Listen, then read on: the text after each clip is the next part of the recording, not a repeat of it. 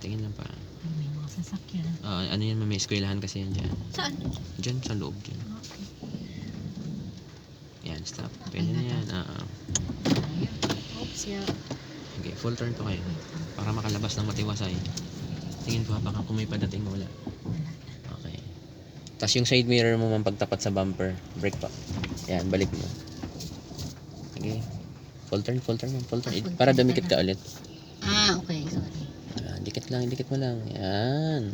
Okay, sige, bawi. Left. Tapa, brake. Brake pa. Tingnan mo ulit yung likod mo.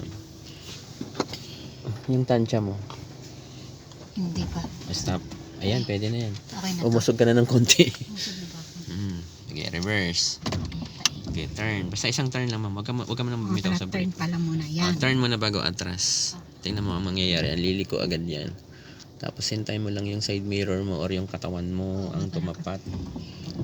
Tumapat mo sa ano. Kasi may parallel kasi ma'am na full turn. Medyo magulo kasi yun. Okay, ma'am, kuling pa. Kahit yung side mirror mo, itapat mo yung side mirror mo dun sa pinaka-center niya. Ayan. Okay pa, konti pa. Hindi ko ba? Ayan. Ayan, pwede na. Okay na to. Tapos bigla ko I-full turn full kaliwa. turn ng kaliwa. Okay, atras. Tapos huwag kalimutan si gutter. Kasi yung side mirror mo na yun, ma'am, pag lumagpas yan sa bumper ng traktora, hindi sasabit yung bumper mo. Yun yung palatandaan dun. Hindi siya sasabit. Basta lumagpas ang side mirror. Wala namang masama kung bababa ka dun sa inyo. Yung titingnan mo kung pwede ka pang umatras o hindi na. Diba? Mas maganda yung atras mo ngayon. Okay, stop. Kasi mas dikit ako kay ano. Mas dikit. Kanina kasi ma'am, medyo may distance tayo eh. Oo. Yan, Tapos, sige. Bawi, isa pa. Isa pa nun. Kaya sabi ko nga sa'yo, di baling isang dangkal o mas dikit pa sa isang dangkal. Pagka mas dikit ka, dikit ka din dito mas kay dikit, mas maganda ang gutter. pasok, ma'am. Mas maganda, Oo. mas maiksi lang yung iatras mo, pasokan na agad. Yun yung Ayan, pagkakaiba mas nila. tayo. Kaya wag mo basta wag mong ilayo. So, isa lang. Isa lang.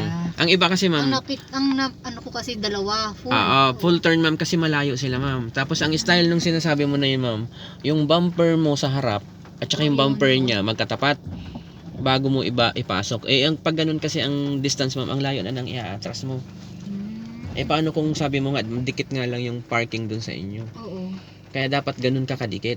So, dapat, Tapos, basta, talagang dikit ka talaga kay sa harapan mo na para pag ang atras SUV. mo, sakto lang. Kasi talagang dikit ka nun. Kasi maliit lang talaga sa ano namin dun, space. Basta yung side mirror mo, ma'am, ang Dapat yung buntot ko tapat sa likod niya. likod din niya. Likod kasi niya. nakasagan yun siya eh. Sa likod So, niya. likod.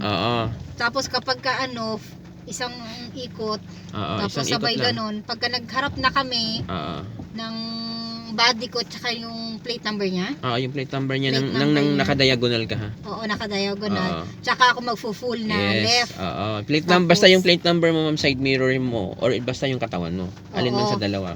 Parang ganon. Tapos tsaka ako magfo-full turn ng left. Tapos atras na yun. Ganito Pasok ganito na ang kalalabasan mo. Ganun lang. Tatry ko nga rin sa kanya. Patry mo lang. Panoorin mo.